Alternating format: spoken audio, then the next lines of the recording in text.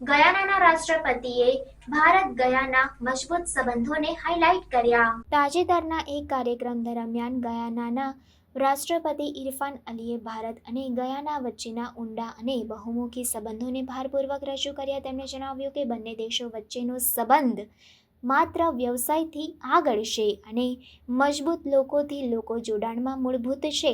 આ ભાવનાને પ્રધાનમંત્રી નરેન્દ્ર મોદીની ઐતિહાસિક ગયાના મુલાકાત દરમિયાન પ્રતિબિંબિત કરવામાં આવી હતી, જે 5 દાયકામાં પ્રથમ ભારતીય પ્રધાનમંત્રીની મુલાકાત હતી. સંબંધોને મજબૂત બનાવવું. રાષ્ટ્રપતિ અલીએ ભારત અને ગયાના વચ્ચેના વિવિધ ક્ષેત્રોમાં સહકારને હાઇલાઇટ કર્યા, જેમાં રક્ષણ, વેપાર, ઉર્જા અને કૃષિનો સમાવેશ થાય છે. તેમણે માનવ મૂડી, તાલીમ અને સાંસ્કૃતિક વિનિમયમાં ગયાનાના વિકાસ માટે ભારતના યોગદાનની પ્રશંસા કરી.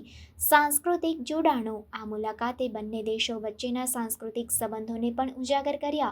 પીએમ મોદીએ પરંપરાગત ભારતીય પ્રદર્શન સહિતના અનેક સાંસ્કૃતિક કાર્યક્રમોમાં ભાગ લીધો, જે ગયાનાના સમુદાય દ્વારા હાર્દિક સ્વાગત કરવામાં આવ્યા. રાષ્ટ્રપતિ અલીએ નોંધ્યું કે આ પરસ્પર ક્રિયાઓ બંને દેશોના લોકો વચ્ચેના વ્યક્તિગત જોડાણોને મજબૂત બનાવે છે, ઊંડા સમજણ અને પરસ્પર સન્માનને પ્રોત્સાહન આપે છે. India today is a world leader in innovation, technology, infrastructure, development, human capital advancement, and importantly, Prime Minister Sri Narendra Modi. India is a shining light in leadership, your leadership. It is no secret that the strength of your leadership, the passion and compassion of your leadership, the deliberateness of your leadership has placed India in a different light and realm around the globe.